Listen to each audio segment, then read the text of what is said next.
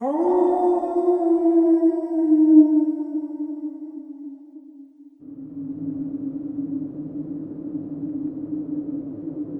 been driving trucks for nearly 15 years. You see a lot of strange things out on the open road. Fog rolling across the asphalt like ghostly waves. Shadows darting where no one's standing. Headlights flickering in the distance, only to vanish. But nothing ever rattled me like what happened one night off exit 42 on Highway 191 in Arizona. It was early November, just past midnight. I was hauling a load of auto parts from Tucson to Salt Lake City. The route was familiar, but that stretch, long, flat, and silent, always gave me the creeps. The desert at night feels like another planet. The air is cold, the wind dry, and the horizon stretches into blackness that seems to swallow light whole. I was running low on caffeine and decided to pull off at a small rest area I'd used before. The sign was faded, barely visible in my headlights. Rest stop, 1 mile, exit 42.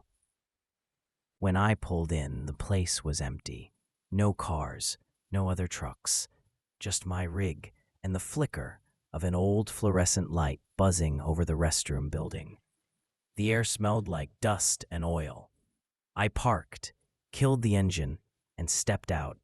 The silence was almost painful. Even the desert insects seemed to have gone quiet. I remember thinking the light from the building didn't spread as far as it should have. It felt like the darkness was thicker, almost alive. I went to the vending machine by the restroom to grab a coffee. The machine hummed, but didn't respond when I pressed the buttons. Out of order. Great. That's when I heard it. A faint sound behind the building. Footsteps.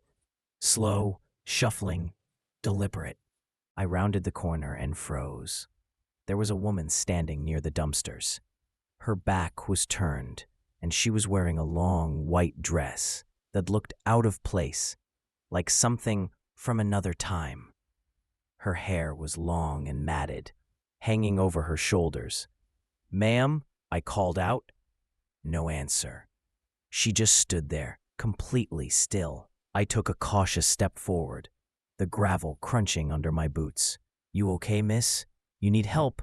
Then she turned her head, not her body, just her head. And even from where I stood, I could see her eyes glowing faintly, reflecting the fluorescent light like an animal's. Her mouth moved, but no sound came out, just a hoarse, wheezing noise that chilled me to the bone. I backed away slowly and got back into my truck. I didn't take my eyes off her until the doors were locked. Inside, I started the engine and turned on my CB radio. Static filled the cabin. I switched channels, nothing but static on all of them. Then, through the noise, I heard something. It sounded like a woman whispering, faint and broken. "Don't leave." I nearly dropped the mic. The whisper grew louder, distorted, overlapping itself, like more than one voice speaking the same words in different tones. Then it stopped, and the radio went dead. I stared at it for a full minute, my hands shaking. The lights outside flickered, dimmed, then came back on. I looked toward the dumpsters again. She was gone. Just like that. I tried to convince myself I was just tired. Long hauls can mess with your mind, especially when you've been running caffeine and no sleep. I was about to pull out when something hit my passenger window. Knock, knock, knock, 3 slow taps. I turned, expecting maybe a branch or debris. But pressed against the glass was a face, pale, hollow, with those same glowing eyes. Her mouth was stretched open wider than humanly possible, as if she was screaming silently. I floored it. Tires screeched as I tore out of that rest stop, not caring if my trailer fishtailed or not. My heart pounded so hard I could hear it over the roar of the engine. When I looked in the side mirror, I saw her, standing in the middle of the road behind me, her dress fluttering in the desert wind, her head tilted unnaturally to the side, still watching me. I didn't slow down for 20 miles. Finally, I saw lights ahead, a gas station that was miraculously still open. I pulled in, shaking, and went inside. The clerk, an older guy with a long gray beard, looked up from his magazine. "Rough night?" he asked. I nodded, still catching my breath. "You could say that. You ever hear anything strange about the rest stop back down at exit 42? His face went pale instantly. He put down the magazine. "Son," he said, "you didn't stop there, did you?" "Yeah, why?" He sighed and leaned closer. "That place was shut down over 10 years ago. Some woman got stranded there in the 90s. Car broke down. They found her body a week later near the dumpsters. Nobody knows how she died. Locals say she still wanders that rest stop, looking for help that never came." I felt my blood turn to ice. "You're saying I just saw her?" The man just looked at me, expression flat. "You wouldn't be the first." I stayed there till dawn, too shaken to get back on the road. When the sun finally rose, I forced myself to drive past exit 42 again, just to prove to myself I wasn't losing it. But when I got there, the turnoff was gone. No rest stop. No sign. Just desert. I slowed the truck and looked out at the empty land where it should have been. For a second, I thought I saw something white moving among the sagebrush. A flutter of fabric. But then the wind picked up. I didn't take that route again for years. Even now, when I drive nights, I can't stand to look too long into the darkness outside my window. Because sometimes when I do, I think I see her reflection staring back at me. That same pale face. That same silent scream. Waiting at exit 42. My name's Rick Lawson. I've been driving trucks for nearly 20 years, hauling goods all over the U.S. But this story, this one night, still makes my hands shake when I think about it. It was early October, about 2 a.m., and I was hauling a refrigerated trailer full of produce from Oregon to Nevada. The route took me through a stretch of the Cascade Mountains. Dense forest on both sides. No service, and barely any lights except for my high beams. I'd driven that highway plenty of times before, but that night felt off. The fog was thicker than usual, and even my brights couldn't cut through it. The road was narrow, winding, and completely deserted. No headlights ahead, no taillights behind. Just me, the road, and the endless woods. About an hour in, I noticed something up ahead, a figure on the shoulder of the road. At first, I thought it was a deer, but as I slowed down, I saw it was a man. He was standing completely still, facing the forest, not the road. He wore dark clothes, no reflective gear, and didn't even look my way when my headlights hit him. Just staring into the trees. I rolled down my window a crack as I passed him and called out, "You okay, buddy?" No answer. He didn't even flinch. I considered stopping. but something deep inside told me not to.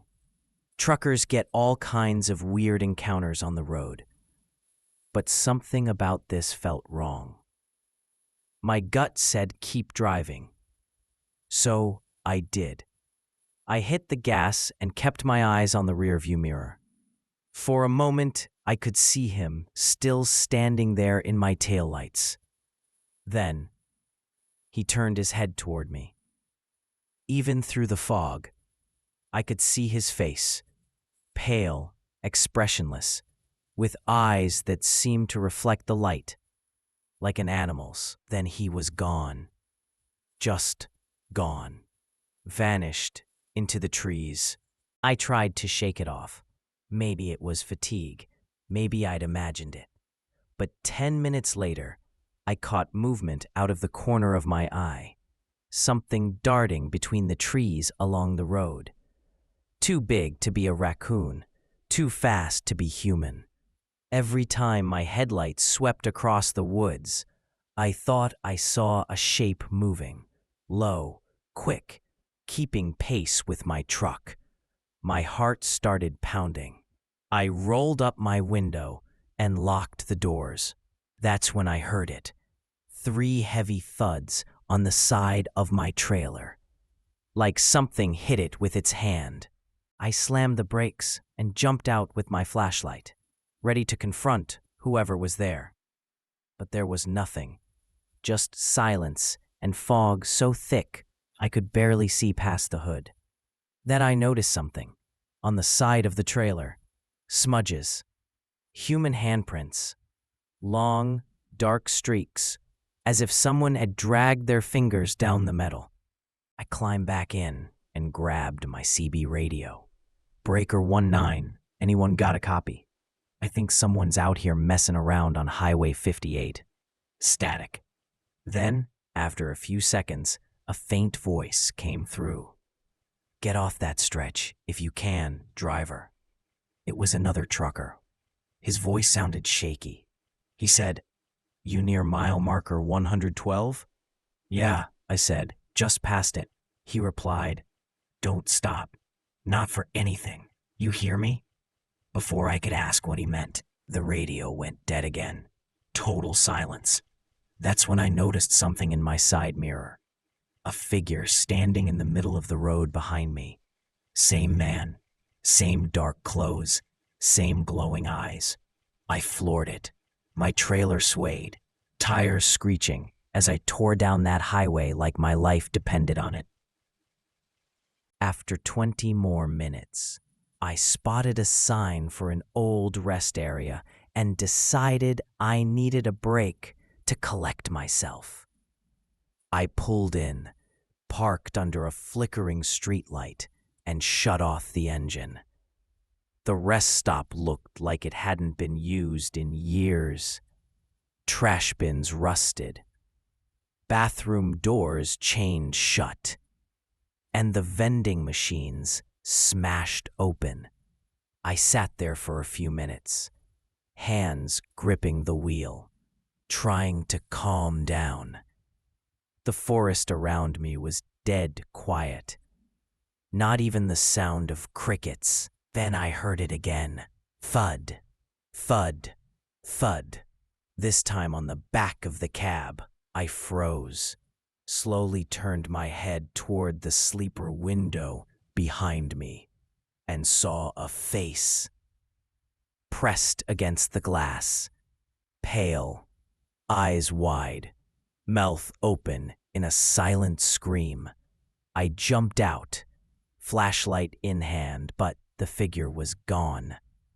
Not a sound, not a footprint, just that thick, suffocating fog. I didn't wait to find out what was going on. I fired up the engine and got the hell out of there. Drove until dawn broke, and I reached a truck stop near Bend. When I pulled in, the manager came out and asked if I was okay. Said I looked like I'd seen a ghost. I laughed it off. But when I went to check the trailer, I noticed something that made my stomach drop. Scratches. Deep, ragged claw marks running up and down the rear doors. The manager saw them too. He said, "They're not the first to come through here like that." Apparently, other drivers had reported strange things along that same forest stretch. People appearing in the fog, shadows chasing their rigs, handprints on their trailers. Some say it's the spirit of a man who went missing there years ago. Others think it's something older, something that lives in those woods, feeding on fear. I never took that route again. To this day, I still get chills driving through fog. Sometimes, late at night, when my headlights catch the trees just right, I swear I can still see him, standing on the roadside, waiting for another trucker to pass by. And I know, deep down, if I'd stopped that night, I wouldn't be here to tell you this story.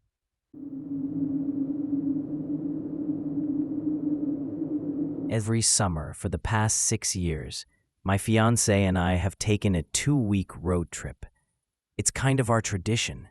One year it's a resort or a cruise. The next, it's something a little rougher, like camping or a cross-country drive. Last summer, we decided on a road trip from Arizona to Northern California. Just the two of us and our dog in the SUV. We had one rule for these trips: stop at every strange roadside attraction and stay in at least one weird or haunted motel along the way. When I came across a place called the Clown Motel in a small Nevada town named Tonopah, I instantly knew that was the one. My fiancé hates clowns, like genuinely terrified of them, which in my mind made it the perfect stop. After a long drive through the desert, we reached Tonopah just before dusk. The motel looked exactly like what you'd imagine. Old neon sign, flickering, peeling paint, and clown dolls displayed in every window. The parking lot was full of truckers and motorcyclists, sitting outside, talking, smoking, laughing. It wasn't exactly the cozy vibe we expected, but we were too tired to care. I left my fiancée in the car while I went inside to check in. When I came back out with the room key, she looked tense, jaw tight, hand gripping the steering wheel. Standing beside the driver's window was a tall, muscular woman, wearing a faded flannel shirt, ripped jeans, and heavy cowboy boots. She was grinning in a way that made my skin crawl. When she turned around, her eyes met mine and she smirked. "Didn't know clowns were your only competition," she said, voice raspy, breath heavy with cigarette smoke. My fiancé, who's a police officer, shot her a glare sharp enough to cut glass. That night, after dinner, we settled into the room. It was small but clean enough. The walls were covered in clown paintings, smiling, frowning, crying, like they were watching us. We joked about it for a bit, then went to bed. Around midnight, there was a knock at the door. It wasn't loud, just 3 short taps. I called out, "Who's there?" But there was no answer. When I opened the door a crack, the hallway was empty. No footsteps, no sound. Just the quiet hum of the old motel lights outside. We tried to shake it off, but that uneasy feeling stuck. My fiancé checked the door lock twice before turning in again. We left early the next morning, planning to pick up our dog from a friend's farm just a few miles out of town. The sun was barely up when we hit the highway, long, empty, and surrounded by desert scrub.